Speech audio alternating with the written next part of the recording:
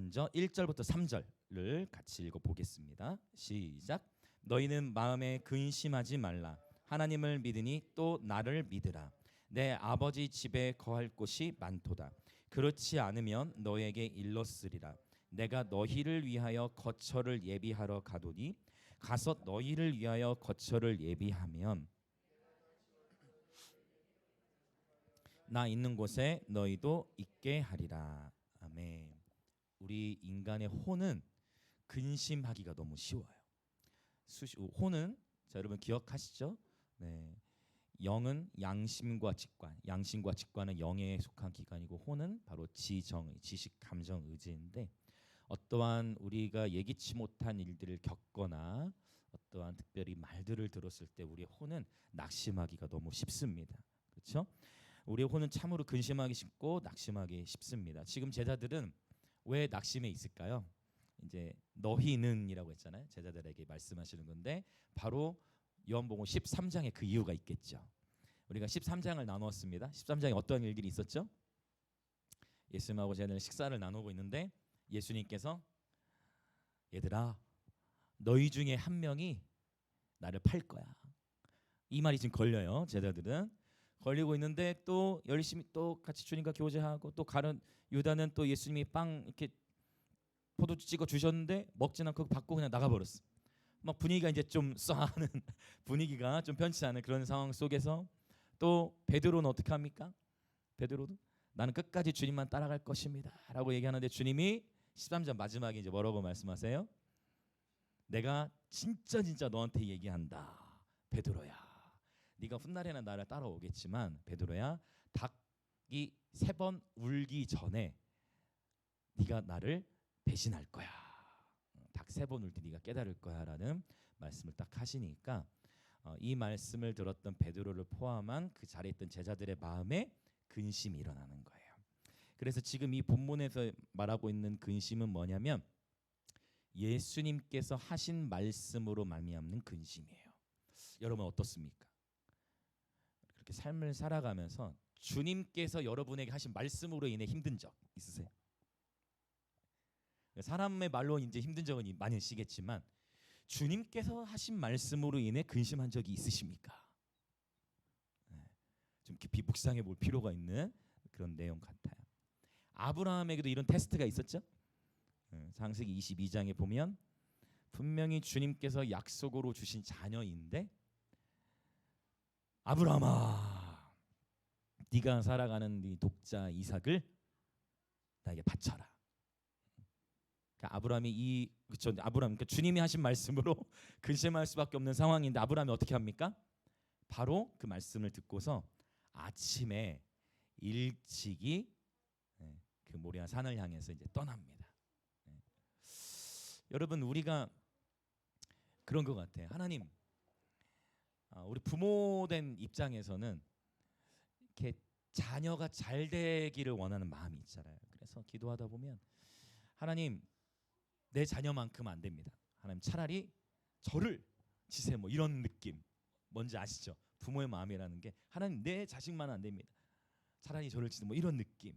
그러나 꼭 하나님은 이렇게 여러분 다 이제 신앙생활 해오시면서 그런 경험들이 있을 거예요. 하나님 이것만은 안 됩니다. 하나님 이것만은 진짜 안 돼요. 하나님 이것만은 안 된다고 하는데 그걸 꼭 하나님이 터치하실 때들이 있어요. 하나님 이것만큼은 저를 지켜주셔야 하나님 이것만큼은 안 돼요 하는 어떤 한 그 나와 하나님만이 알고 있는 어떤 그 영역을 하나님께서 이렇게 끄집어 내실 때들이 있는 것 같습니다. 이 아브라함도 지금 그걸 통과하는 거죠. 그래서 네 살아가는 독자 이삭을 바쳐. 아브라함 생각하지 않았겠어요? 하나님 차라리 저를 드리겠나이다.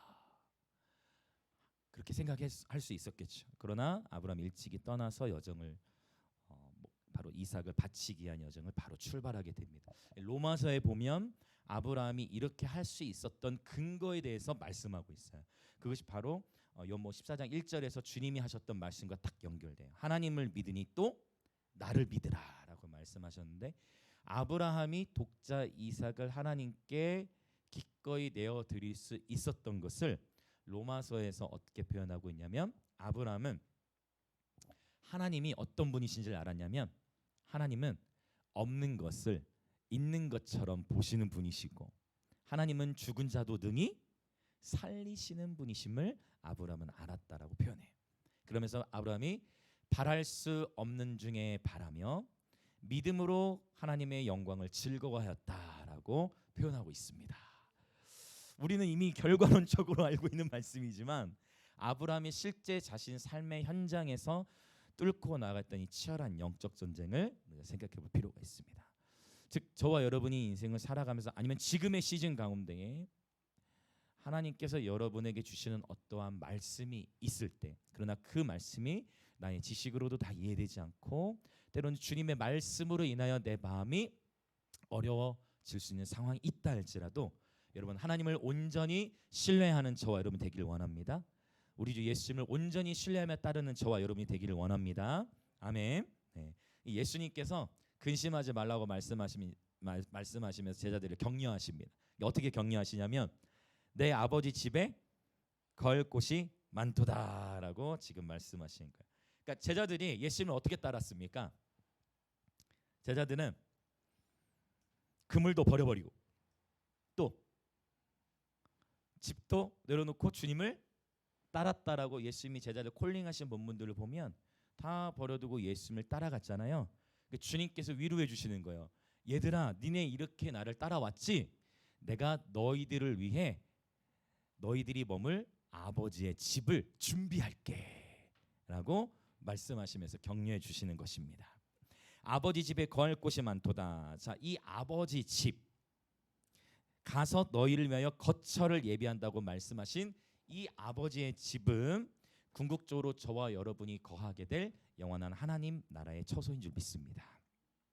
지금으로서는 요한계시록 21장 22장에 나오는 바로 새 하늘과 새 땅으로 우리가 볼 수 있겠죠. 아버지 집에 거할 곳이 많도다. 저와 여러분 어떻습니까? 우리가 거할 집, 천국에서 우리가 거하게 될 집 여러분 어떻습니까? 많이 하늘에 상급을 쌓고 계십니까? 축복합니다 여러분. 이 땅에서의 집 크기는 저는 좀 밀릴 것 같아요. 그러나 전혀 마음이 굴리지 않습니다. 여러분 어떻습니까? 이 100년 동안에 거할 집보다 영원한 시간 안에서 하나님께서 저와 여러분에게 주실, 저와 여러분에게 상급으로 주실 아버지의 집을 기대하시기 축복합니다. 아멘. 이러한 영원의 관점으로 보면 이 세상 사람들이 어떻게 해서든 이 세상을 살아가면서 발버둥 치며 좋은 집, 좋은 차를 쌓아 나가는데 여러분 보세요. 전쟁 한번 일어나니까 수십 년 동안 일궈온 집에 폭탄 하나 떨어지면 한 번에 훅 날아가는 거예요. 사실 우리가 뉴스 여러분 보도를 이미 보셨는지 모르겠지만 저도 윌로브 집회하느라고 놓쳤던 중간 어떤 기사들이 있는데 그게 뭐냐면 리비아에 있었던 홍수를 아십니까? 아시는 분도 계시고 처음 들으신 분도 계실 건데요. 여러분 그 리비아의 9월 아마 11일 그 무렵에 있었던 것 같은데 리비아, 이집트 옆에 있어요. 그 리비아에 대홍수가 일어나 댐 2개가 무너지면서 리비아의 어느 한 도시 가운데에 대홍수로 인해 죽은 사람이 10,000명이에요. 실종된 사람이 10,000명. 그러면 합치면 20,000명이 죽은 거예요. 그러면서 여러분 지금 뭐 검색해 보시면 나올 그 지진, 그 대홍수로 인해서 모든 게 떠내려간 거예요. 네.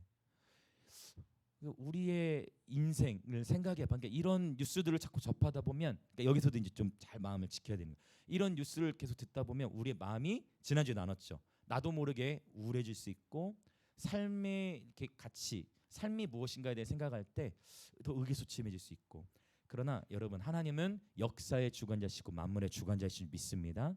생명의 주권이 하나님께 있어요. 지난주 예배 때 나눴죠. 그럼에도 지금 팔레스타인에 일어나는 이런 유아들의 사망 그러나 그 유아들은 주님이 어떻게 하신다? 받으신다. 유아들의 영혼은 주님이 받으신다. 민수기 14장을 통해서 말씀해 드렸듯이 생명의 주권은 하나님께 있고 그러니까 지금 제가 늘 나눠왔던 칼과 기근과 전염병과 사나운 짐승의 일들이 이미 세상 가운데에서는 나타나고 있고 저와 여러분이 이러한 때에 더욱 우리의 마음을 하나님 말씀 안에서 깨어 있으면서 예배자로 살아가야 된다라는 부분을 계속 제가 나눠왔어요. 여러분 정말 우리가 열심히 쌓아놓은 공든탑이 한순간에 무너질 수도 있습니다. 그래서 저는 여러분 예수님의 방식으로 권면드립니다. 저와 여러분을 위해 예비된 하나님 아버지의 좋은 처소가 있는 줄 믿습니다. 그 영원한 처소를 기대하십니까? 주님이 그렇게 제자를 위로한 거예요. 얘들아, 너네 애쓴다. 아이고, 너네 그렇게 나가서 전도하고 애쓴다. 너의 삶을 헌신하고 나를 따르는 너의 삶이 너무나 귀하다 하면서 내가 직접 너희를 위해 건축할게. 쉽게 얘기하면 건축할게, 이런 의미잖아요. 집을 짓겠다는 의미니까. 여러분, 이 세상에서 여러분 최고의 건축가 바로 예수 그리스도이십니다. 그분이 지어주실 집 기대되지 않습니까? 기대 안 하시죠? 여러분, 더 많이 기대하시길 축복합니다. 여러분, 정말 우리가 너무 바쁜 일상을 살아가면서 하나님께서 저와 여러분을 위해 예비하신 처소를 생각하지 못하고 살아갈 때가 너무 많다는 거예요. 기대하십시오. 하나님께서 저와 여러분을 위해 예비하신 처소가 있습니다. 하나님 히브리서에서 말씀하시잖아요. 하나님께 나아가는 자는 반드시 그가 계신 것과 또한 그가 누구에게? 자기를 찾는 자들에게. 할렐루야. 바로 저와 여러분인 줄 믿습니다. 하나님은 자기를 찾는 자들에게 뭐를 베푸세요? 상을 베푸십니다. 주님께서 주실 상을 기대하십니까? 이 땅에서의 상은 결국은 이 명예는 잠깐이에요. 그러나 주님께서 주실 상이 있는 줄 믿습니다. 옆에 계신 분들 인사합시다. 주님께서 주실 상을 기대합시다. 아멘. 이것 때문에 저희가 그렇게 외치고 담대하게 복음을 전하는 것입니다. 어제도 거리 예배 나갔는데 최근 2주 동안 오시는 박정도 형제님이 계세요. 다음 주에는 저희 교회 오시기로 했는데 못 오실 수도 있겠죠. 그러나 저희는 포기치 않습니다. 근데 그 박정도 아버님께서 딱 2주 동안 오시면서 좋아하는 항상 신청곡이 있어. 항상 그 곡을 해야 돼. 주와 같이 길 가는 것. 그래서 오늘은 이제 일하러 가셨는데 다음 주는 오시기로 했는데 저한테 사랑을 고백하셨어. 다음 주에 저희가 거리 예배 못 나가잖아요. 그 연합기대에 있으니까 목사님 찬양 듣고 싶은데 못 들어서 어떡하죠? 하면서 남자분이신데 고백하는 모습을 말씀을 들으면서 하나님 오늘 또 우리에게 보내주신 바로 예수 그리스도이시다. 할렐루야. 네, 그래서 여러분 상급은 바로 저와 여러분이 이 땅에서 믿음, 소망, 사랑, 이게 중요한 것은 고린도전서 13장에 보면 방언도 그치고 예언도 그칠 날이 오는데 믿음, 소망, 사랑, 이 세 가지는 어떻게 성경이 표현하고 있냐면 항상 있을 것인데 라고 표현해요. 이것을 원문으로 보면 어떤 의미냐면 remain. 영어 선생님이 계신 데서 약간 부끄럽긴 하네요. remain 뭐예요? 남아있는 거예요. 그러니까 믿음과 소망과 사랑으로 행한 일들은 없어지지 않습니다. 그것을 주님께서 상급으로 적용하여 베풀어 우리에게 상으로 주십니다.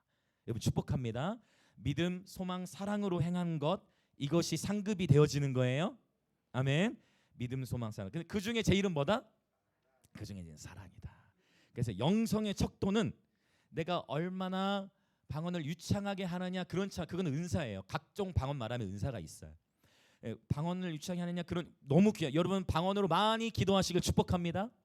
바울도 그랬죠. 더 많이 방언으로 기도하길 원한다. 방언으로 많이 기도하시고. 그러나 영성의 척도는 어떤 방언이나 은사, 왜 제가 방언 은사를 얘기하냐면 바울이 고린도서 12장과 14장에서 특별히 방언과 예언을 얘기하기 때문에 방언을 잘하냐, 얼마나 예언을 정확하느냐가 아니고 영성의 척도를 뭐라고 바울이 얘기하는 거예요? 고린도서 13장. 바로 사랑을 얘기하는 것입니다.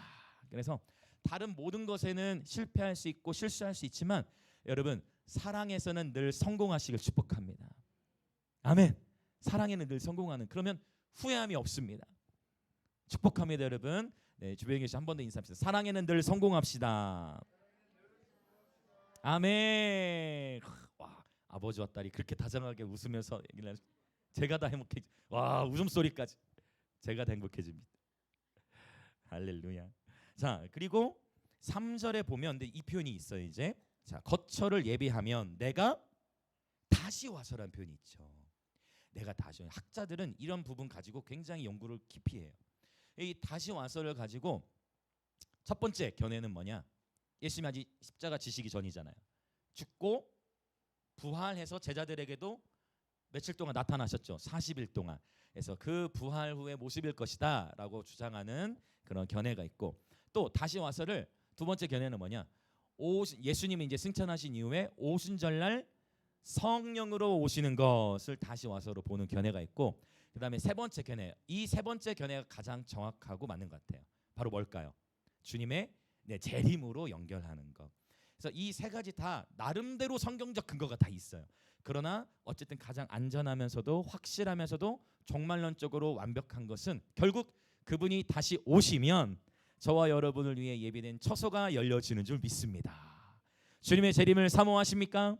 우리 나팔절 때마다 선포하죠. 나팔절. 그래서 나팔절에 주님 나팔 불 때 우리를 공중으로 끌어올리신다는데, 나팔절에 춤추며 찾아가다가 주님 우리를 춤추다가 우리를 끌어올려 가실 수 있다니까요.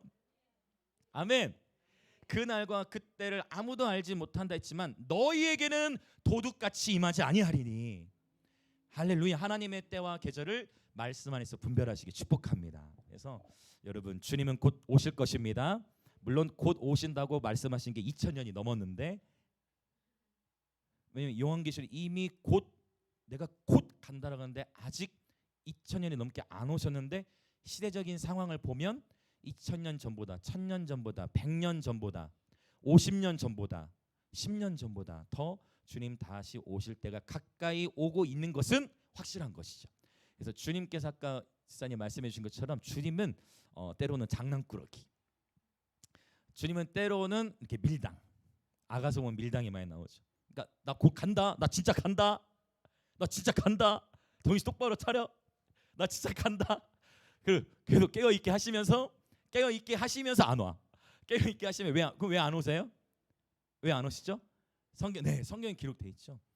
하나님 아버지의 마음은 한 영혼이라도 더 회개함에 이르기를 원하시기 때문에 아직 안 오신다고 계속 표현해. 그러니까 공의와 사랑이 충돌하는데, 제가 보니까 공의와 사랑이 충돌하는데 사랑이 너무 깊은 것 같아요. 이해되십니까? 하나님의 공의와 하나님의 사랑 둘 다 너무나 중요한 속성인데 사랑이 공의를 좀 이기는 것 같아요. 그 사랑 때문에 참고 그분의 때를 유보시키시는. 그러면 성경에서 하나님은 공의의 하나님이시다라는 표현은 있지만 하나님은 공의이시다라고 말하진 않아요. 그런데 사랑에 대해서는 하나님은 사랑의 하나님이시다는 표현도 있지만 하나님은 사랑이시다라고까지 시장에 표현하거든요. 어떤 의미인지 이해되시나요? 그래서 하나님의 공의 또 하나님의 사랑 둘 다 중요한데, 하나님의 사랑이 저와 여러분을 지금까지 살아가게 하시고 하나님의 사랑이 온 우주 만물을 지금도 지탱하고 계신 줄 믿습니다. 아멘. 자, 주님이 다시 와서 우리를 주님에게로 영접하여 주님께서 종말론적인 영원한 처소가 있음을 우리 가운데 말씀하고 계십니다. 자, 이제 4절 읽어볼까요? 4절 시작. 내가 어디로 가는지 그 길을 너희가 아느니라. 어라? 여러분, 제자들이 지금 예수님 어디로 가는지 알까요? 제자들은 몰라요. 근데 예수님 뭐라고 말씀하셨어요? 그 길을 너희가 아느냐. 당연히 제자는 모른단 말이에요. 그러니까 이러한 항상 이런 문맥이 나오면 제자들 12명, 지금 11명 상태죠. 이들 가운데 항상 예수님의 공동체를 보면 참 다양한 성향의 사람들이 있었어요.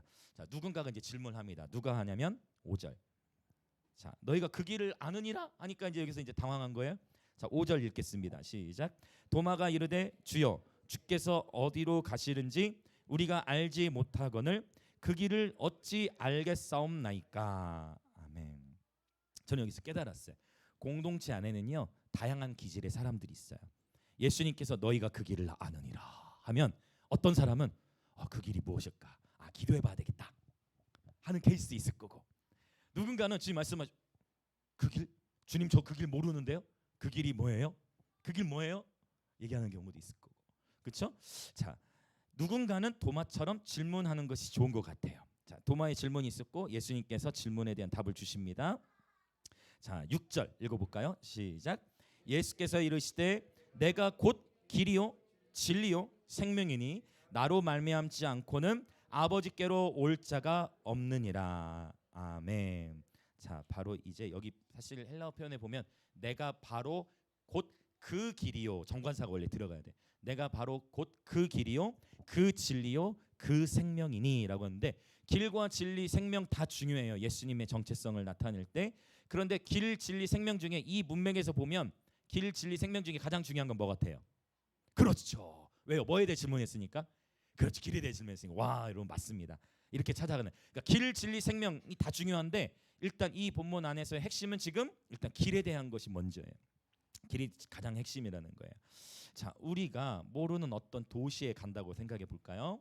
도시에 갑니다. 자, 그래서 내가 어느 목적지를 간 내비게이션을 생각하지 마시고 어떤 목적지를 가야 되는데 그 길 어떻게 가야 될지를 잘 몰라. 그래서 주변에 사람들 물어봅니다. 잠깐만요, 죄송합니다. 제가 어디를 가려고 하는데 거기까지 여기서 어떻게 가야 되죠? 라고 했을 때 그 길을 알려주는 사람이 자, 당신 저기 앞에 사거리 보이죠? 저기 앞에 사거리에서 우회전해서 거기서 한 50m 가다가 거기서 좌회전을 하세요. 그러면 큰 건물이 보일 거예요. 그 큰 건물을 끼고 우회전하셔서 좌측으로 들어가면 됩니다. 라는 말을 들었을 때 어느 정도 그 길을 어느 정도 그 도시의 길을 아는 사람은 이렇게 설명을 했을 때 어떻게든 찾아갈 수도 있겠죠. 그러나 그 길에 대해서 정확히 제대로 모르는 사람은 찾아가지 못할 확률이 더 크죠. 저 같은 경우는 방향치예요. 제가 스타렉스 운전하면서 차 타고 이동해 보신 분들은 경험하시고 해밀이는 그래서 자기 집 근처 갈 때쯤 되면 목사님 저희 집이요 항상 얘기를 합니다. 저는 지금 그래서 한 10번 이상 가야 돼. 같은 그 방향치 너무 심해서. 심지어 저는 결혼해서 신혼 첫날 밤 결혼식 올린 신혼 첫날 밤에도 스페인에서 길을 헤맸어요. 저희 아내 태우고 덜덜덜덜덜면서 1시간은 길을 헤맸어요. 그런 저는 방향치인데 근데 이제 보세요. 길을 이렇게 알려주면 어떤 사람은 찾아갈 수 있어요. 지혜 있는 사람은 또 아는 사람. 그러나 대부분 못 찾아요. 그런데 이런 경우 거기까지 어떻게 가야죠 했는데 안내준 사람이 그래요? 저를 따라오세요. 그러면 뭐 하면 돼요? 따라가면 되는 겁니다. 귀 있는 자는 성령이 교회에 하신 말씀을 들을지어다. 따라가면 되는 거예요. 그러면 길 안내해 주는 사람이 그 안내해 주는 사람이 곧 길입니다. 이해되십니까? 안내해 주는 사람이 곧 길인 거예요. 그러니까 예수님께서 내가 바로 곧 그 길이다. 그럼 누굴 따라가요? 예수님을 따라가라. 그러니까 예수님이 하신 말씀, 예수님이 가시는 길, 예수님이 행하시는 그 모든 행동들을 우리는 따라가면 되는 것입니다. 그래서 때로는 우리 삶에 복잡한 일들이 있을 때는 또 해결되지 않는 문제나 마음에 근심이 있을 때는 이때 예수님이라면 어떻게 하셨을까? 예수님이라면 어떻게 말씀하셨을까? 예수님이라면 어떻게 행하셨을까를 생각해보고 묵상하는 것이 큰 도움이 됩니다. 여러분 어떤 상황에서도 예수님만을 따라가시길 축복합니다. 아멘. 예수님이 직접 안내를 해주시는 예수님은요 제자들을 콜링하실 때에도 나를 따르라. 그래서 요즘 그러니까 우리가 이제 여러분 예전에 고대 전쟁이라든지 물론 고대도 그렇게 한 장군들이 있지만 돌격 앞으로 해놓고 자기는 안 가는 장군들이 있고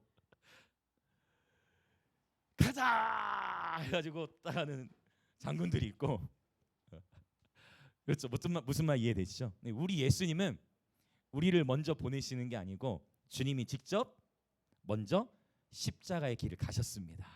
할렐루야. 그러니까 저와 여러분이 따라가야 할 예수님의 길은 그러면 어떤 길이에요?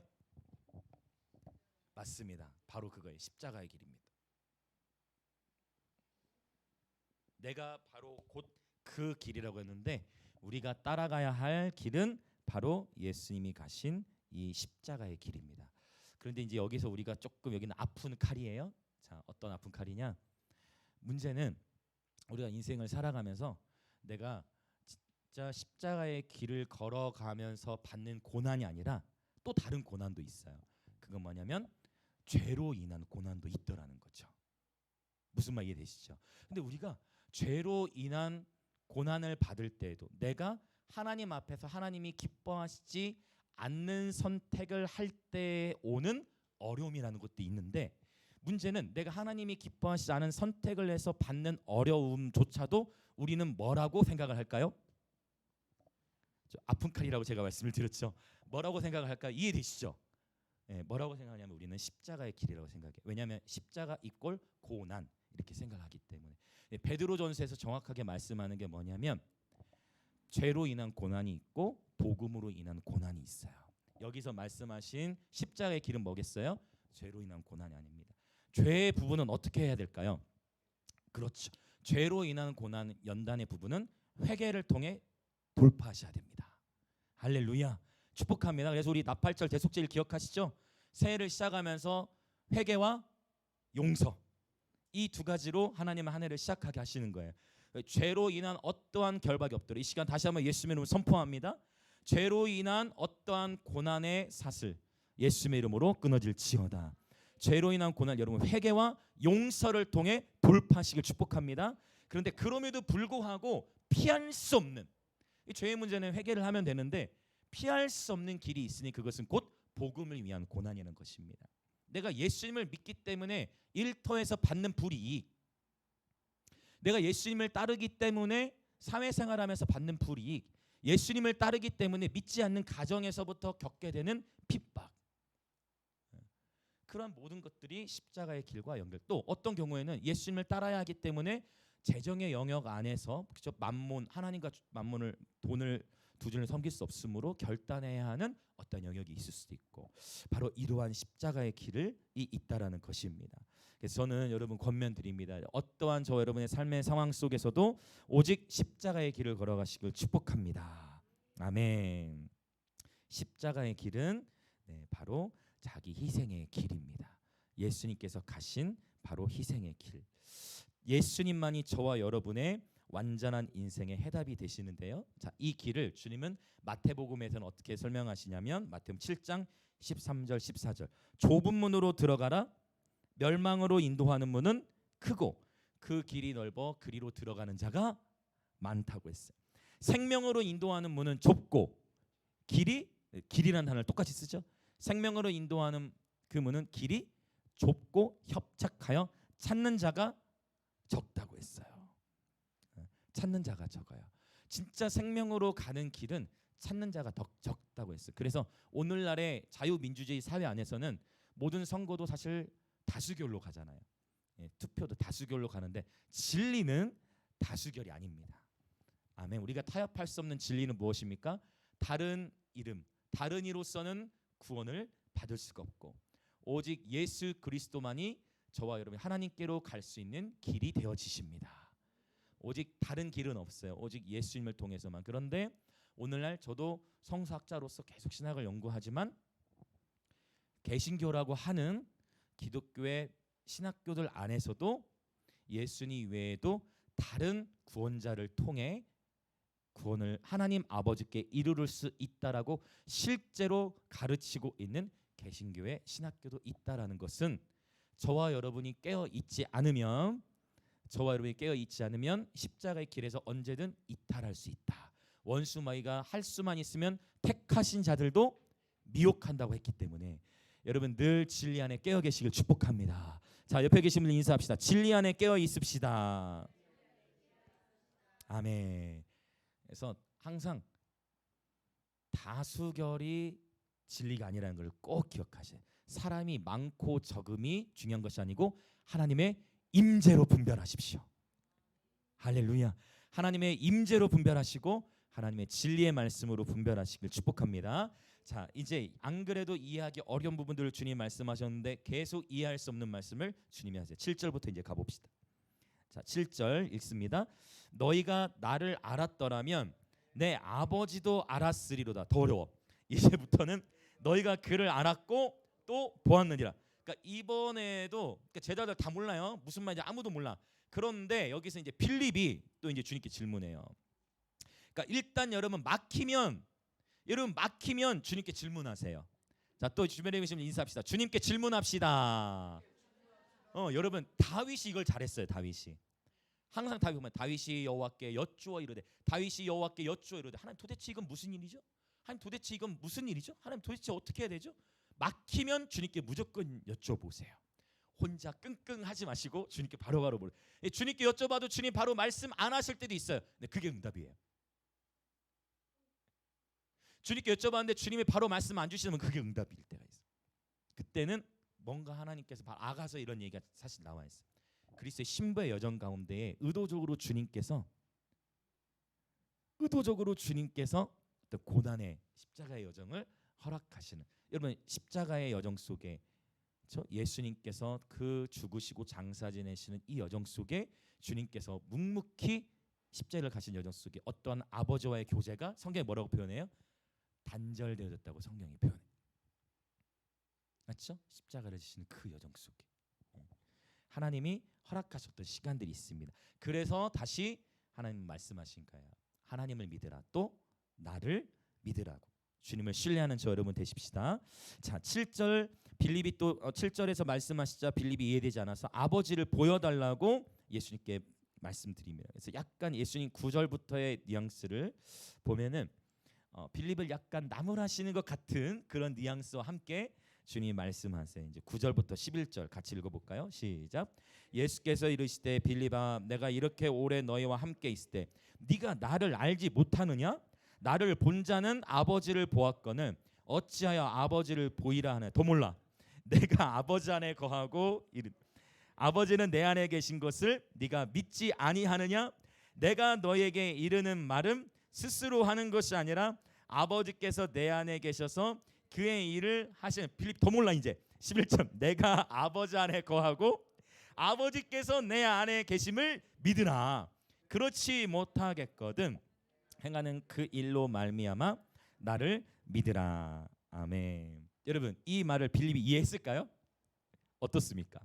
빌립이 이해했을 것 같습니까? 물론 성경이 다 기록하지는 않고 있지만 여러분, 굉장히 아리송한 말씀인데요. 이 말씀을 신학으로 이해하려고 하면 이 말씀은 절대 풀어지지가 않아요. 이 말씀은 신학으로서 이해할 수 있는 말씀이 아니고 이 말씀은 사랑으로서 이해될 수 있는 말씀이에요. 오늘 이지사님 나눠주신 간증과 이렇게 하나님께 연결된 부분이 바로 이 부분인 것 같아요. 바로 주님과의 친밀함의 부분인데, 여러분 예전에 그 어떤 드라마인지 제가 기억이 안 나네. 내 안에 너 있다. 파리의 여인이에요? 전 모르겠네. 말을 조심해야 돼. 기억이 안 나. 뭔지 모르겠어. 내 안에 너 있다. 뭔가 봤던 것 같은데 기억이 잘 안 나네. 내 안에 이런 표현 여러분 들어보셨어요? 내 안에 이 무슨 의미예요? 진짜 그 사람 안에 살고 있나요? 그게 아니죠. 내 안에 너 있다는 건 뭐예요? 그렇죠. 내가 내 안에 너 있어. 그럼 계속 온종일 누구 생각만 해? 그 사람 생각만 해. 밥을 먹어도 그 사람이 떠오르고, 운전을 하면서도 떠오르고, 잠자리에 누웠는데도 그 사람만 내 얼굴 앞에 떠올라 있고, 내가 그 안에 내가 아버지 안에 아버지가 내 안에란 말씀을, 여러분 이 신비는 하나님은 근데 놀랍게도 우리 인간들에게 이 사랑하며 살아가도록 이 세상을 세팅하셨기 때문에 신학으로서가 아니라 누구든지 경험으로서 이 마음을 체험하도록 하나님 인도하시는 거예요. 그 뭐냐, 바로 사랑이에요. 그런데 이 사랑을 주님은 그러면 자 이제 볼까요? 내가 아버지 안에 아버지가 되는데 아버지가 내 안에라고 표현하지 않고 먼저 언급되는 게 내가 아버지 안에라고 표현해요. 자 그러면 요한복음 또 14장 뒷부분에 나오고 15장에서도 가보면 내가 그 안에 그가 내 안에, 순서는 누가 먼저 나왔다? 내가 그 안에로 먼저 나왔어. 근데 아가서에도 이런 비슷한 표현이 나와요. 아가서에서도 어떻게 해요? 나의 사랑하는 자는 내게 속하였고 나는 그에게 속하였다라는 그런, 그러니까 아가서는 친밀한 주님과의 연애 스토리잖아요. 그래서 분명히 내가 먼저 주님을 사랑한 게 아니고 주님이 저와 여러분을 먼저 사랑했죠. 헷갈리기 시작하시죠.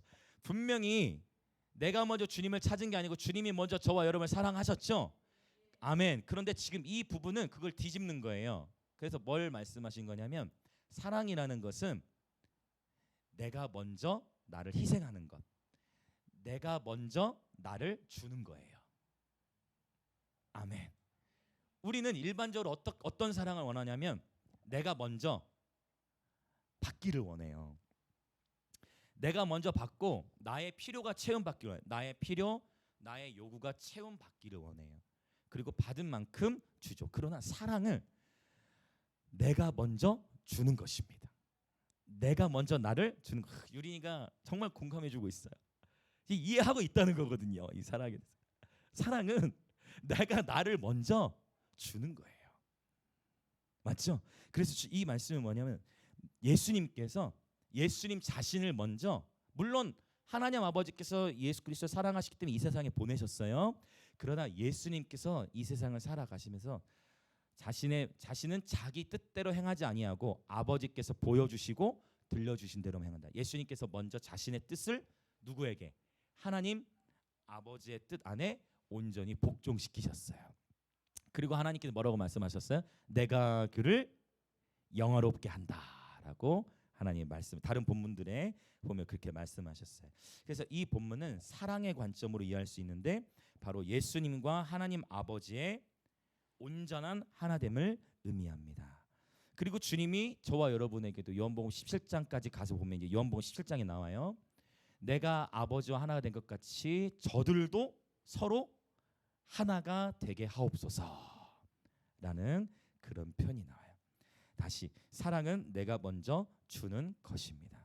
그리고 이 사랑 안에 거하는 자는 모든 것을 가지고 누리는 자입니다. 이 원리를 깨닫는 자가 진정 영성의 내공이 깊은 자예요. 아멘. 아멘. 주님과의 관계에서도 마찬가지고 서로 간의 관계 안에서도 내가 받기를 먼저 원하는 게 아니라 내가 먼저 어떻게 해요? 그렇죠. 주는 거죠. 자, 옆에 계신 분 인사합시다. 사랑은 먼저 주는 것입니다. 아멘. 그 때로는 사랑은 기다리는 것이 또 되죠. 고린도서 13장 사랑은 오래 참고로 시작한다라는 거. 참 어렵죠. 사랑이라는 건 참 사랑이라는 것은 우리 인간을 이 사랑 정말 때로는 사랑이라는 것이 아픔이 있기도 하죠. 사랑이라는 것은 때로는 고통이 있기도 하죠. 그 사랑을 위해 그 사랑을 선택하려면 그 사랑을 선택하기 위해 치러야 하는 대가 지불이 있습니까? 없습니까? 있죠. 맞죠? 그 사랑을 선택하기 위한 대가 지불이 있어요. 주님과의 관계 안에서도 마찬가지. 그 대가 지불이 바로 뭐예요? 십자가의 길이라는 거예요. 그러나 이 길을 따라가다 보면 결국 무엇을 경험해요? 길과 진리와 생명.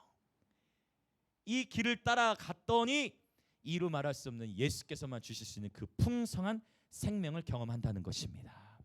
그 영원한 생명, 그 생명을 바로 주님은 지금도 저와 여러분이 이 예배를 통해 누리도록 인도하십니다. 그 영원한 생명을 예수 안에서 누리고 계십니까? 옆에 계신 분들 인사합시다. 행복은 경배하는 데 있습니다. 제가 늘 말씀드리잖아요.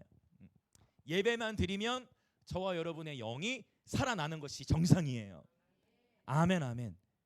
특별히 우리 예배 사역자들, 예배만 드리고 나면 지치고 피곤한 것이 아니라 예배를 드리고 나면 행복해지고 기쁨이 솟아나는 것입니다. 왜? 예배는 주님과 만남이기 때문에. 여러분 사랑하는 사람 만나고 나면 지친다, 오늘 안 되겠다. 하루 종일 일 끝나고 피곤해가지고 남자친구 여자친구 만나 사랑하는 사람 만나서 그러면은 집에 와서도 오늘 너무 좋았다 이렇게 되지. 너무 피곤하다, 만나지 말았어야 되는데. 이거는 사랑이 사랑이 아니죠. 그러니까 신학으로가 아니라 이거를 그럼 뭔가 사랑이 식었던지 아니면 그렇죠. 여러분 날마다 사랑 샘솟아나시길 축복합니다. 네, 나이 들으셔서도 신혼생활 유지하시길 축복합니다. 우리는 평생 신혼생활하기 주님 안에서도 주님과도 마찬가지예요. 주님과 늘 첫사랑 깨어 있으시길 축복합니다. 그러니까 사랑 안에서 이 말씀이 이해되는 거예요. 내 안에 그가 거하고 그 안에 내가 거하는 거예요. 그러니까 나의 마음 안에도 주님이 가득 차 계시고 주님의 마음 안에도 누가 가득 차 있는? 내가 가득 차 있는. 그러니까 예수님과 아버지의 관계가 그랬듯이 여러분 주님의 마음 안에도 저희에 대한 생각이 가득 차 계십니다.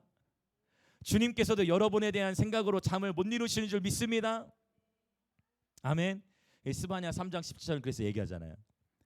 내가 너로 말미암아 기쁨을 이기지 못하겠다. 이게 뭐예요? 이게 무슨 표현이에요? 내가 너를 너무 기뻐한 나머지 그 기쁨을 숨기려 하는데 너로 말미암는 기쁨을 숨기고 싶어도 숙여지지가 않는다. 너를 바라만 보기만 해도 기쁘다. 이게 주님의 마음이잖아요. 주님은 여러분을 보기만 해도 기뻐하세요. 할렐루야. 그 기쁨을 감추고 싶어도 감출 수 없다. 기쁨을 이기지 못하여 주님이 저와 여러분이 뭐 하신다고 성경에 표현하냐면 기쁨을 이기지 못하여 춤을 춘다고 말씀하셨어요. 할렐루야. 춤을 추는데 여기 쓰인 히브리어는 길. 발음이 똑같네. 히브리어로 길이라는 단어를 쓰는데요. 한글로 쓸 뻔했어. 자, 히브리어로 길이에요. 길. 이 길은 뭐냐면은 to spin around. 주님께서 저와 여러분을 너무 기뻐하셔가지고 어떻게 하신다는 거예요? spin around니까 spin 도는 거예요. 주님이 저와 여러분을 너무 기뻐하셔서 어떻게 한다? 빙글빙글 돈다. 그럼 이게 무슨 의미예요? 그러니까 춤을 추는 거죠. 주님이 저와 여러분을 너무 기뻐하셔서 춤을 추십니다. 여러분, 주님께서도 춤을 추시는데 우리도 춤추며 예배하는 거 어떻습니까? 좋습니까? 주님도 우리로 인해 춤을 이기지 못하세요. 기쁨을 이기지 못하시 춤을 추십니다. 우리도 늘 더 춤을 추며 주님을 찬양합시다. 할렐루야. 네. 내가 주님 안에 주님이 내 안에. 이 말씀 표현이 이제 14장 후반부 또 15장 그리고 17장으로까지 연결되어져 있거든요. 이것은 신학적으로 분해해가지고 이해될 수 있는 게 아니고 이것은 사랑 안에서 이해될 수 있는 말씀입니다. 자, 그래서 이제 지금 11절까지 봤죠. 이제 12절 볼까요? 바로 이렇게 주님과의 하나됨, 주님과 온전히 하나됨을 지니는 자들에게 주님께서 이러한 일들이 나타날 것을 말씀하시는 거예요. 12절 시작. 내가 진실로 진실로 너희에게 이르노니 나를 믿는 자는 내가 하는 일을 그도 할 것이요 또한 그보다 큰 일도 하리니 이는 내가 아버지께로 감이라. 아멘. 와, 여러분, 예수님께서 말씀하시기를 너희는 내가 한 일보다 더 큰 일을 하리라 했어요. 여기서 아이고 아닙니다 주님, 감히 어떻게 우리가 주님보다 더 큰 일을 한단 말입니까?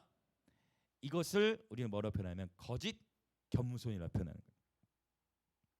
마치 이와 같아요. 너희가 세상의 빛이다. 아닙니다 주님, 어떻게 제가 빛입니까? 주님만 빛이십니다. 그렇지 않죠? 주님, 일단 겸손이라는 것은 주님의 말씀에 동의하는 것인 줄 믿습니다. 주님의 말씀에 동의하는 거예요. 겸손은 주님께서 저와 여러분에게 말씀하신 것. 나를 이게 내 진짜 너희에게 얘기한다.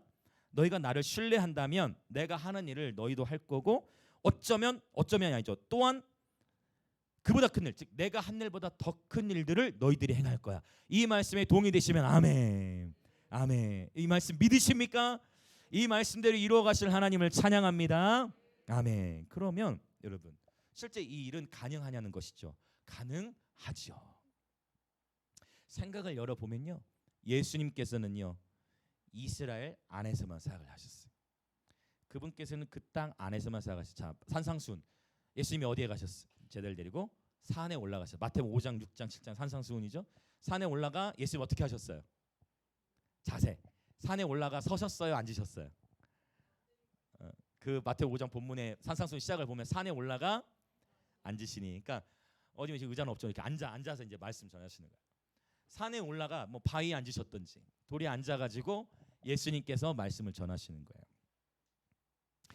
어쩌면 예수님이 또 산에 올라가 말씀하신 뿐만 아니라 오병이어 귀정도 그 오병이어로 남자만 5천 명이면 적어도 한 2만 명. 당시에 우리는 여러분 이 마이크가 있잖아요. 예수님 당시에 마이크가 있어요, 없어요? 마이크 없잖아요.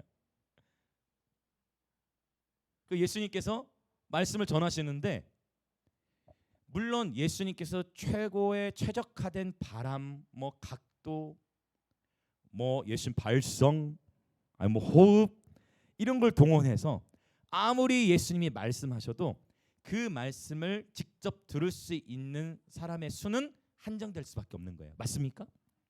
맞죠. 그런데 오늘날은 어때요? 미디어를 여러분 나쁘게만 보기보다 미디어 영역에 하나님의 나라를 펼쳐갈 다음 세대들이 일어나야 될 줄 믿습니다. 미디어를 통해서 이제는 누가 한번 딱 설교하면 그 한 편의 설교를 여러분 수백 수천만 명 더 나와서 수많은 사람들이 그 말씀을 들을 수 있게 된 것입니다. 찬양도 마찬가지죠. 네. 그래서 예수님께서 말씀하신 더 큰 일을 하리라는 개념은 성경에 정확하게 언급하고 있지 않지만 이미 사역의 범위에 있어서는 주님께서 충분히 이 말씀의 실현을 보게 하신다라는 거예요. 연락도요. 여러분 요즘에는 얼마나 편해. 불과 10년 전에 카톡이 있었나? 10년 전에 있었어요? 10년 전에 있었나 모르겠네. 아무튼 카카오톡은 뭐 한 20년 전? 10년 전? 의사소통 발달 얼마나 편해. 저희는 스페인과 한국에 국제 연애를 했기 때문에 한 번 전화 통화는 그 당시에 스카이프라는 걸 했는데 그거 한 번 통하려면은 돈 막 내고 화상 통화 이런 거 했는데 지금 얼마나 편해요. 떨어져 있어도. 그러니까 모든 것이 그래서 저는 이렇게 보는 거예요. 이런 모든 미디어의 영역도 주님 다시 오실 길이 놓여지는 하나의 통로가 되는 거예요. 이 미디어가 발달했기 때문에 지금 이스라엘 땅에 일어나고 있는 전쟁의 소식을 저와 여러분이 듣고 있는 것입니다. 미디어가 없었다면 우리는 이스라엘을 향해 어쩌면 이미 알고 있는 분도 계시겠지만 도대체 왜 그 땅에서 분쟁이 일어나나 아무도 생각 못할 거예요. 그러니까 하나님은 미디어를 통해서도 하나님의 일들을 이루어 가신다. 그러니까 당연히 원수가 하나님의 일들 방해하겠죠. 그러니까 자꾸만 미디어로 음란한 것들 풀어놓고 두려운 것들을 계속 풀어놓는 거예요. 이 미디어 영역에 부르심을 받은 다음 세대들이 일어나될 줄 믿습니다. 아멘. 이 나보다 더 큰 일을 하리라. 이거는 여러분 저는 그 치유도 이 부분에는 여러분이 어느 정도까지 동의하실지 모르겠지만 저는 여러분 그래요. 여러분 몸이 아프시면 기도를 통해서도 하나님이 치유하십니다. 아멘. 그러나 어떤 때에는 기도해도 안 낫는 게 약 한 봉지 먹고 나을 때도 있어요. 여러분 무슨 말 이해되시죠? 어떤 때에는 기도해서 낫지 않았는데 약 한 봉지로 나을 때도 있어요. 그래서 하나님께서는 의술도 발달되게 하셨다라고 저는 믿습니다. 의사의 도움을 입어서 수술도 받는 것도 하나님은 그것을 통해서도 치유하시는 분인 줄 믿습니다. 나는 끝까지 기도를 통해서만 치유받을까? 그 믿음 저는 존중합니다. 그러나 하나님은 의술을 통해서도 우리를 치유하시는 분인 줄 믿습니다. 어떤 말인지 이해되시죠? 1세기 당시에 평균 수명이 몇 살이라고 했어요? 기억하시죠? 1세기 당시 평균 수명 42살. 그러니까 만약 저와 여러분이 1세기에 태어났으면 이미 없다. 이미 아버지 곁에 있다. 저는 아직 아니네요. 저는 아직 아니지만 어쨌든. 그러나 지금 이제 이러한 평균 수명도 마찬가지. 그러니까 이러한 영역을 그러니까 하나님의 말씀을 때로는 우리가 너무 영적으로만 이렇게 대할 때가 많지만 우리 삶의 자리에서 일상적으로 하나님은 저와 여러분을 깊이 세밀하게 돌보시는 분이시라는 거예요. 여러분 하나님은 기도를 통해서도 치유하시지만 전문 의료인을 통하여서도 병을 치유하십니다. 아멘. 네, 꼭 기억하시고 혹시 이 말을 제가 하게 됐지만 이 자리에 계신 분 가운데 병원 갈까 말까 고민한 분이 계셨다면 그걸 지금 주님의 감동으로 받으십시오. 네.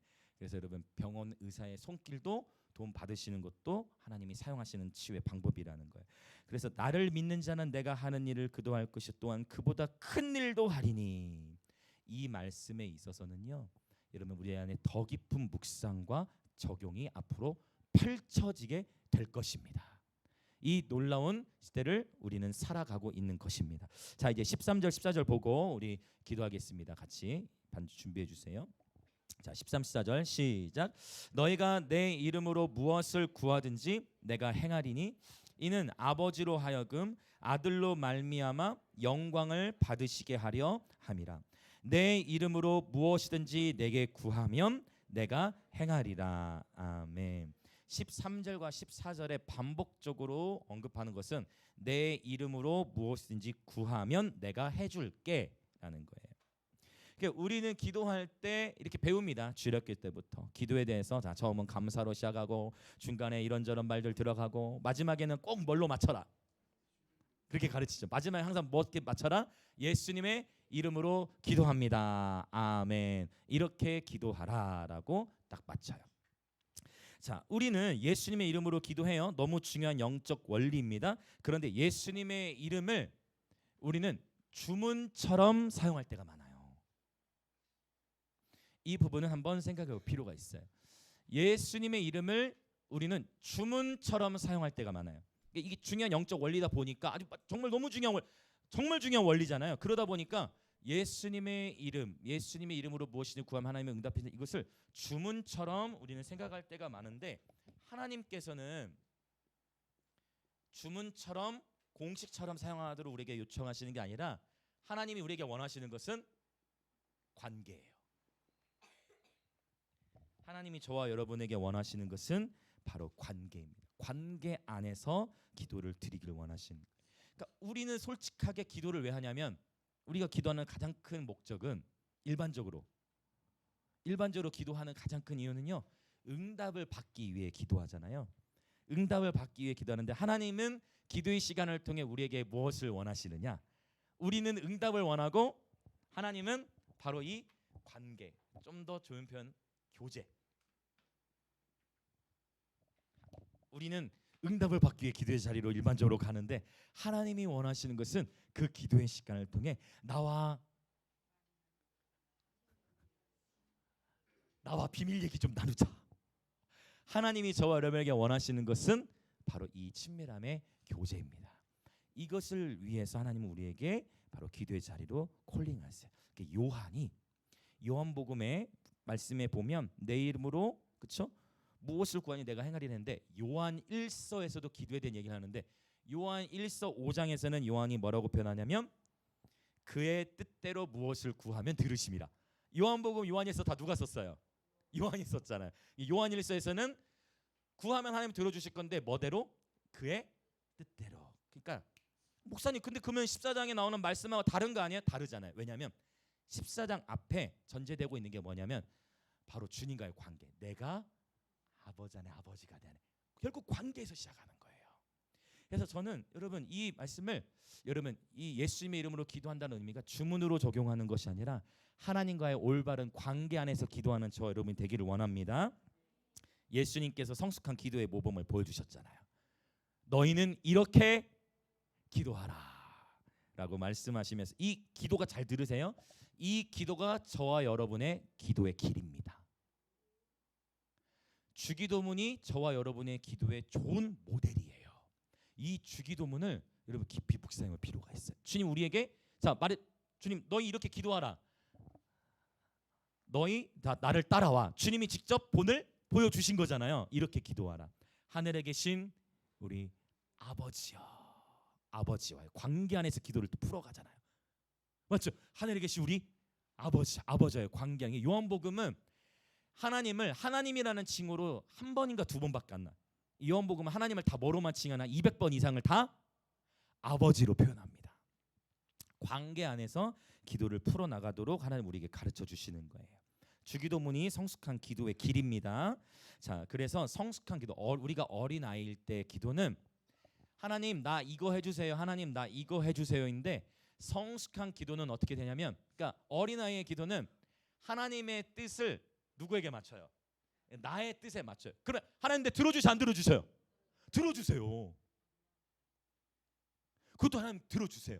그런데 우리가 어느 정도 이제 신부의 여정을 딱 걸어가다 보면 이제 신부가 돼야 되는 여정 속에서는 주님께서 뭘 해? 이제 기도를 바꾸기 원하시는 거예요. 그러니까 이제 어떻게 기도하느냐? 나의 뜻을 아버지의 뜻에 정렬시키도록 하나님 원하시는 거예요. 그러니까 요한이 그걸 얘기하는 거예요. 그의 뜻대로 구하면 들으심이라라는 말씀인 거예요. 그래서 목사님 그러면 기도하라는 걸 말하는 거예요. 라는 얘기 있어요. 여러분 다 주님과 친밀한 사귐 나누시고, 또 저도 마찬가지, 하나님 이렇게 해주세요, 기도합니다. 하나님 이렇게 해주세요, 하나님 우리 누구누구 시사에 하나님 이렇게 해서 다 기도해요. 그러나 저와 여러분의 우선적인 기도의 우선순위와 핵심은 주님의 뜻을 구하는 기도여야 된다는 것입니다. 할렐루야. 그래서 가장 좋은 기도는 바로 이건 것 같아요. 주님 보시기에 가장 선하시고 기뻐하시고 온전하신 뜻대로 이루어 주옵소서. 주님 우리 기도 길을 보여주셨잖아요. 그렇죠? 하늘에 이미 주의 뜻이 이루어진 것 같이 이 땅에서도 이루어지기를 기도하라고 주님이 보여주셨잖아요. 그래서 저는 이 부분을 많이 관심을 가져. 하나님께서 저와 여러분의 인생 가운데 허용하시는 뜻이 아니라 하나님이 저와 여러분의 인생을 향한 갖고 계신 가장 선하시고 기뻐하시고 온전하신 뜻이 저와 여러분의 삶 가운데 이루어지기를 간절히 축복합니다. 아멘. 그렇게 되어지길 원합니다. 여러분도 그렇게 같이 기도하셨으면 좋겠어요. 자, 이제 우리 함께 기도하도록 하겠습니다.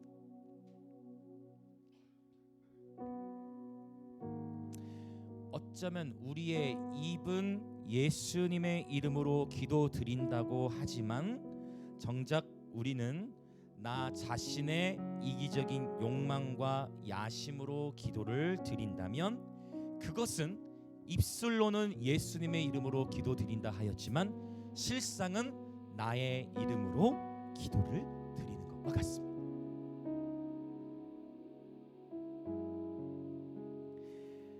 좁은 문으로 들어가라. 멸망으로 인도하는 문은 크고 그 길이 넓어 그리로 들어가는 자가 많고 생명으로 인도하는 문은 좁고 길이 협착하여 찾는 자가 적음이라. 소수가 이 길을 택하는 거예요. 소수가 이 길을 택한다 했어요. 바로 십자가의 길입니다. 예수님을 따라가면 모든 것을 잃어버릴 것 같은 때가 와요. 내가 손해보는 것 같고 내가 억울한 것 같고, 그러나 정말 예수님을 따라 살아가면 영원한 생명을 얻습니다. 내세에서 저와 여러분을 위해 예비된 아버지의 집이 있을 뿐만 아니라 이 세상에서도 바로 지금 우리의 모든 필요와 요구, 여러분 주님이 다 아세요. 주님이 다 아십니다. 그래서 너희는 먼저 그의 나라와 그의 의를 구하라. 그리하면 너에게 이 모든 것을 더하시리라 말씀하신 것이죠. 주님은 내세에서뿐만 아니라 이 세상에서도 예수님과의 친밀한 교제와 사귐, 그분의 임재의 축복으로 우리와 함께 하십니다. 그리고 주님은 이렇게 주님께 삶을 온전히 내어드린 자들을 통해 주님께서 하신 일들을 행하게 하시며 주님께서 행하신 일보다 더 큰 일도 맡기신다라고 말씀하셨어요. 여러분, 이 거룩하고 즐거운 모험으로 여러분을 초대합니다. 예수님께서는 우리에게 지시하시면서 말로만 길을 설명해 주신 게 아니라 그분이 직접 나를 따라와 하면서 저와 여러분에게 친히 삶으로 십자가의 길의 모범을 보여주셨습니다. 그래서 이 시간 기도합시다. 예수님, 내 인생의 유일한 바로 그 길이 되어 주십시오. 예수님, 내 인생의 목적이 되어 주십시오. 예수님, 내 인생의 유일한 방향, 오직 주님 가신 길로만 따라가는 예배자 되길 원합니다. 주님의 말씀, 주님의 방법, 주님의 마음, 주님의 생각대로만 살아가기를 원합니다. 우리 삶을 향한 주님의 가장 선하시고 기뻐하시고 온전하신 뜻을 계시하여 주셔서 오직 주님의 뜻하신 대로만 살아가도록 우리를 인도하여 주옵소서. 우리 마음의 모든 근심을 벗어버리고 아브라함이 그러했듯 오직 주님만을 신뢰하며 살아가는 그러한 예배자들 되게 하여 주옵소서. 우리 주여 외치며 기도합니다. 주여,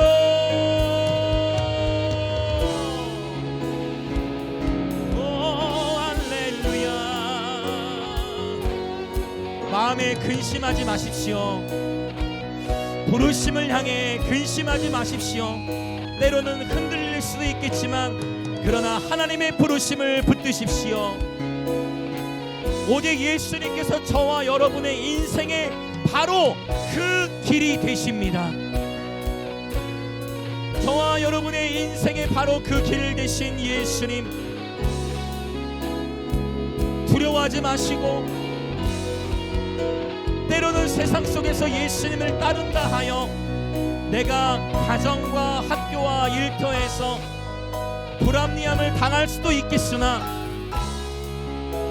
이 좁은 문, 좁은 길을 따라 걸어가는 예배사들의 삶의 그 길이 곧 생명의 길입니다. 그 길 바로 생명의 길, 그 길이 바로 유일한 길, 진리의 길입니다.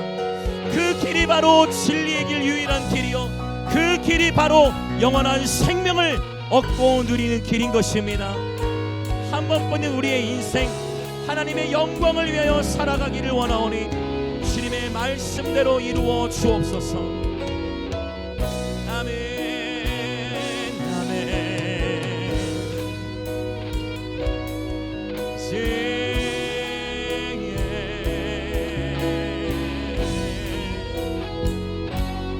아멘 아멘 아멘. 아버지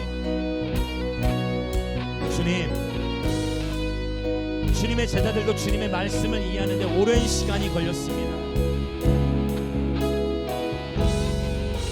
십자가를 통과하며 이 계시를 깨닫게 하여 주옵소서.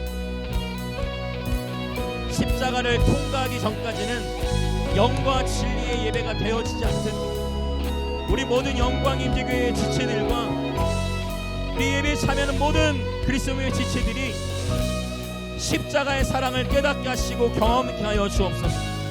십자가를 통과할 때라야 예배를 이해할 수 있으며 십자가를 통과해야만 비로소 주님의 마음을 헤아릴 수 있듯 오늘 그 십자가에서 보이신 주님의 길, 바로 그 십자가의 길, 그 길을 따라 우리가 걸어가기를 원하온데 그 길을 먼저 보게 하시고 그 길을 깨닫게 하시고 그 길을 통해 분별케 하여 주시옵소서.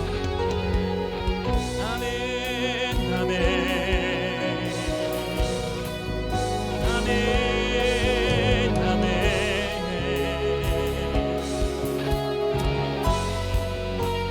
아멘 아멘 아멘 아멘. 할렐루야 할렐루야 할렐루야.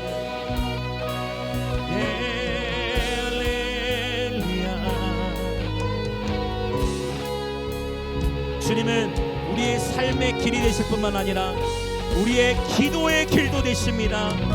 주님은 우리의 기도의 길도 되십니다. 우리가 마땅히 어떻게 기도해야 하고 무엇을 구해야 할지도 주님 우리에게 늘 가르쳐 주시고 주님이 가르쳐 주신 기도의 길을 따라 기도하게 하여 주옵소서. 아멘 아멘 아멘. 할렐루야 할렐루야 할렐루야. 아멘 할렐루야 할렐루야 할렐루야 할렐루야.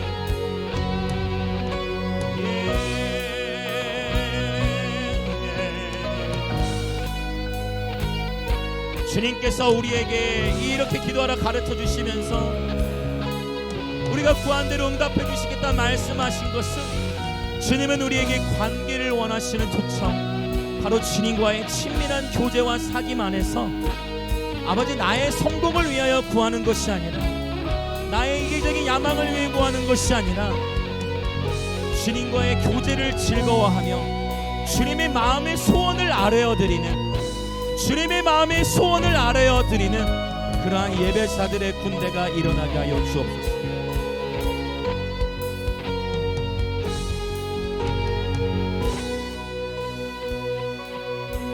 더 계속 기도하며 나아가기 원하는데요, 여러분, 이 이스라엘과 하마스의 전쟁을 통해 지난주에도 이 전쟁 이야기를 나누었지만 우리 인간의 관점과 하나님의 언약의 관점은 너무나 다르지요. 하나님은 이 이스라엘 하마스 전쟁을 통해 이스라엘을 다루고 계신 겁니다. 아직 이스라엘에 많은 전 세계로부터 알리야 운동이 일어나 하나님 구약 말씀의 언약 예언된 고국으로 돌아가는 그 예언의 말씀이 성취되고 있지만 그럼에도 아직 예수님을 믿는 유대인들은 3만 명에서 5만 명밖에 되지 않는다는 겁니다. 그리고 그 이스라엘 땅이 바로 동성애가 전 세계에서 가장 심한 곳 중에 하나라는 거예요. 그러면 우리의 기도는 어떻게 되냐면 빨리 전쟁을 멈춰주시라고도 기도할 수 있겠지요. 그런 기도도 주님은 받으시지요. 자비와 긍휼을 호소하는 기도이니까. 그러나 보다 근본적인 기도는 주님이 우리에게 길이시잖아요. 우리 기도의 길이시잖아요. 주님, 이스라엘 땅에 주님의 나라 임하시옵소서. 이스라엘 땅을 향한 주님의 뜻이 하늘에서 이미 이루어져 있듯이 지금 그 땅에 이루어 주옵소서. 아버지의 이름이 이스라엘 땅 위에서 거룩히 여김을 받으시옵소서. 주님 가르쳐 주신 기도가 저와 여러분의 기도의 길이 되어야 합니다. 여러분, 모든 전쟁은 하나님께 속해 있는 것입니다. 하나님은 분명히 나의 4가지 중한 벌이라 말씀하셨어요. 하나님은 이유 없이 땅에 전쟁을 허락지 않으십니다. 이 인간의 관점에서는 너무 아픈 일이고 이해할 수 없어요. 이 언약의 관점으로 저는 말씀드리는 겁니다. 그래서 이 시간 다시 한번 기도할 때 우리 먼저 이렇게 기도했으면 좋겠어요. 하나님, 오늘 나의 기도의 지경을 넓히기를 원하나이다. 아버지의 뜻대로 구하는 기도의 삶이 되기를 원하나이다. 기도는 내가 원하는 것만을 구하는 것이 아니라 기도는 아버지의 뜻을 아뢰어드리는 시간임을 고백합니다. 그러니까 주님이 원하신 건 뭐냐면 열방으로부터 이스라엘 소식을 전달하셔서 열방으로 하여금 이스라엘을 올려드리도록, 할렐루야, 열방으로 하여금 이스라엘 땅을 향해 계속 기독케 하시고자 하는 아버지 마음이 있는 것입니다. 하나님은 그 기도의 향들을 받으시는 거죠.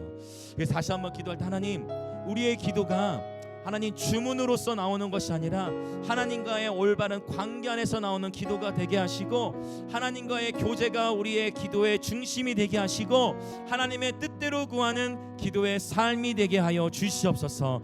그렇게 우리의 기도를 신부의 기도로 성숙시켜 가시고 주님, 우리를 그렇게 친밀함의 기도 가운데로 인도하여 주시옵소서. 그렇게 주여 외치며도 기도합시다. 주여. 오 하나님 아버지, 그렇습니다. 우리가 구해야 할 수많은 것들이 있고 그것도 주 앞에 구하지만, 그러나 주님, 우선적으로 하나님 아버지의 뜻에 나의 뜻을 정렬시켜 하나님의 뜻을 따라 구하는 우리의 기도들이 되게 하여 주시옵소서. 아버지의 뜻에 동의하여 하는 기도로 풀어지게 하여 주옵소서.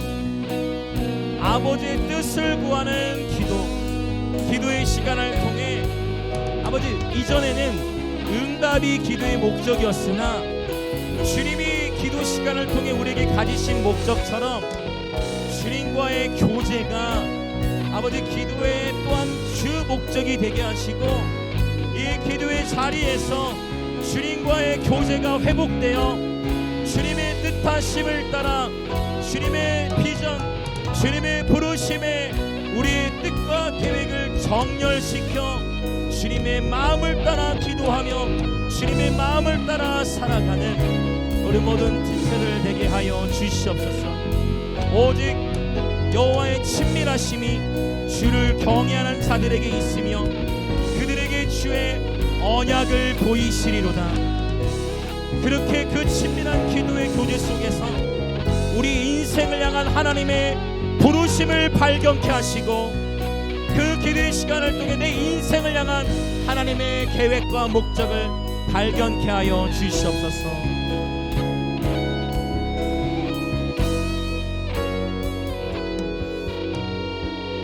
우리 마지막으로 다 같이 동성을 한 번 더 기도하기 원하는 것은 이제 정말 이스라엘 땅을 축복하며 기도하기 원합니다.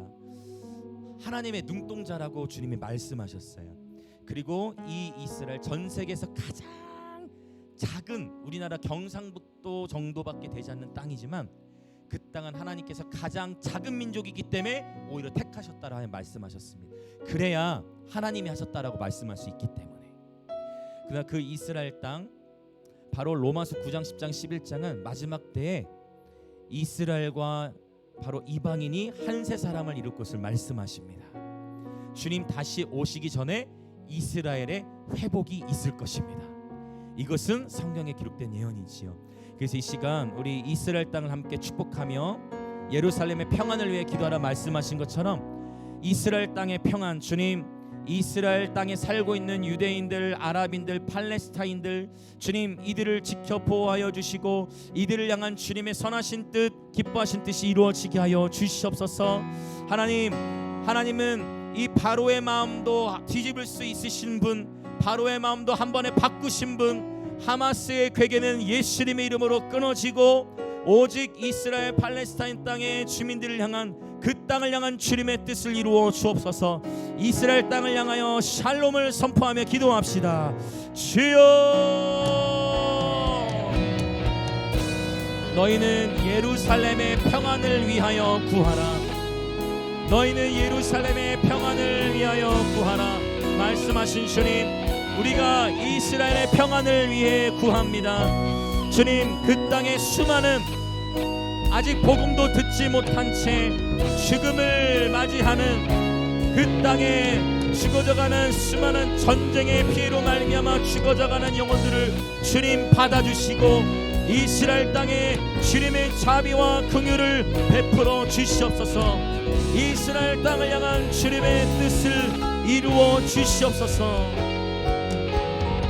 하마스의 궤계는 예수님의 이름으로 끊어지고 오직 모든 전쟁이 주님께 속하여 싸우니 이스라엘을 건드시는 주님, 이스라엘 땅의 언약의 땅으로서 거룩한 백성으로서 이 전쟁을 통과하면서 나시게 우리 주 예수 그리스도의 충만하신 복음의 역사가 우리가 이스라엘을 통해 먼저 복음을 들을 수 있는 기회가 주어졌던 것처럼 이제는 이스라엘로 우리 주 예수 그리스도의 복음이 흘러 들어가게 하소서. 이스라엘이 이 복음의 장자되었던 것처럼 이제는 다시 이스라엘로 이 복음의 역사가 흘러 들어가게 하여 주옵소서. 이스라엘 땅을 받으시고 긍휼과 자비를 베푸시며 이 모든 전쟁을 주님 손에 올려드리오니 할 수만 있으면 이 전쟁을 속히 끝내주시되 나의 원대로 마옵시고 아버지의 원대로 하옵소서. 할렐루야 할렐루야 할렐루야. 그리고 열방은 깨어나 하나님의 언약을 붙들고 기독해 하시고 열방은 깨어나 아버지 앞에 기독해 하시고 열방은 깨어나 하나님의 부르심을 보게 하시고 열방은 깨어나 주님의 말씀으로 돌아오게 하여 주시옵소서. 아멘 아멘 아멘 아멘 할렐루야 할렐루야 할렐루야.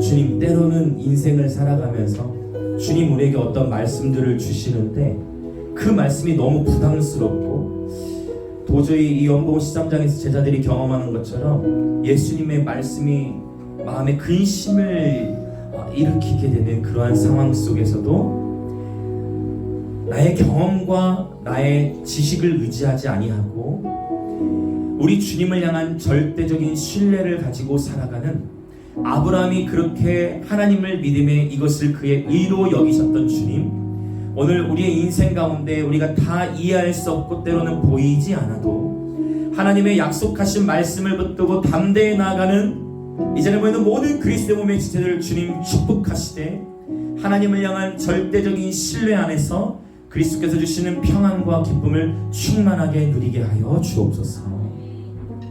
어린 양이 어디로 인도하든지 기쁨으로 즐거이 따라가는 그러한 예배자들 되게 하여 주옵소서.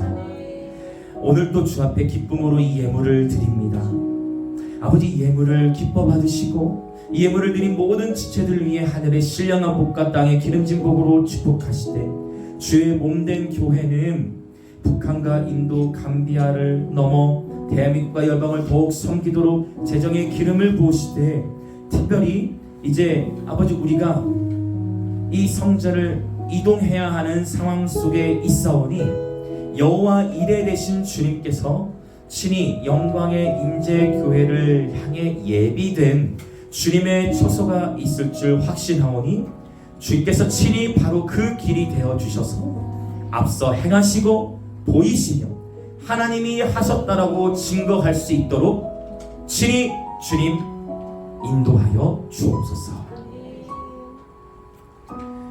지금은 우리 주 예수 그리스도의 은혜와 하나님 아버지의 놀라우신 사랑과 성령 하나님의 감화 감동 교통하심이 우리의 마음에 어떠한 근심도 하지 않고 오직 믿음으로 깨어 기도하며 주님과의 친밀한 사랑의 관계 속에서 비밀 이야기를 나누며 주님과의 친밀한 교제 속에서의 올려드리는 기도를 통해 주님 우리의 기도에 응답하실 뿐만 아니라 주께서 우리의 인생을 통하여 행하실 일들을 기대하는 또 그리고 그렇게 살아가기로 결단하는 영광의 임재교회 모든 성도들과 오늘 이 예배에 참여하고 있는 그리스도의 몸의 모든 지체들 가운데에 지금으로부터 영원토록 함께 있을지어다.